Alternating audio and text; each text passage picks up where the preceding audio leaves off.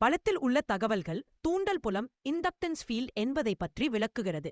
படத்தில் உள்ள எழுத்துக்கள் மற்றும் படம் குறிப்பிடுவது என்னவென்றால் மூளை தண்டுவத் திரவம் செரெப்ரோஸ்பைனல் ஃப்ளூயிட். நமது மூளை மற்றும் தண்டுவடத்தில் உள்ள இந்த திரவமானது புரோட்டீன்கள் மற்றும் உப்புகளால் ஆனது. இந்த புரோட்டீன்களும் உப்புகளும் திரவத்தில் கரையும் போது அவை மின்னூட்டம் பெற்ற மூலக்கூறுகளாக சார்ஜ்ட் மாலிக்யூல்ஸ் மாறுகின்றன. தூண்டல் புலம் உருவாதல் மின்னூட்டம் பெற்ற ஒரு மூலக்கூறை எடுத்து அதை ஒரே திசையில், உதாரணமாக உங்கள் முதுகெலும்பின் வழியாக மேல் நோக்கி வேகமாக இயக்கினால் அல்லது முடுக்கிவிட்டால் அக்செலரேட், நீங்கள் ஒரு தூண்டல் புலத்தை இண்டக்டன்ஸ் ஃபீல்ட் உருவாக்குகிறீர்கள். தூண்டல் புலத்தின் தன்மை.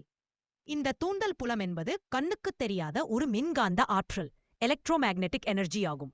இது மின்னூட்டம் பெற்ற மூலக்கூறுகள் எந்த திசையில் நகர்கின்றனவோ அதே திசையில் ஒரு வட்ட இயக்கத்தில் சர்க்குலர் மோஷன் பயணிக்கிறது.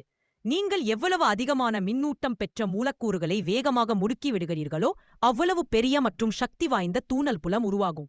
சுருக்கமாக, உங்கள் உடலில் உள்ள மூளை தண்டுவத் திரவத்தில் இருக்கும் மின்னூட்டம் பெற்ற மூலக்கூறுகளை ஒரு குறிப்பிட்ட திசையில் வேகமாக இயக்கும்போது அதை சுற்றி ஒரு மின்காந்த ஆற்றல் புலம் உருவாகிறது.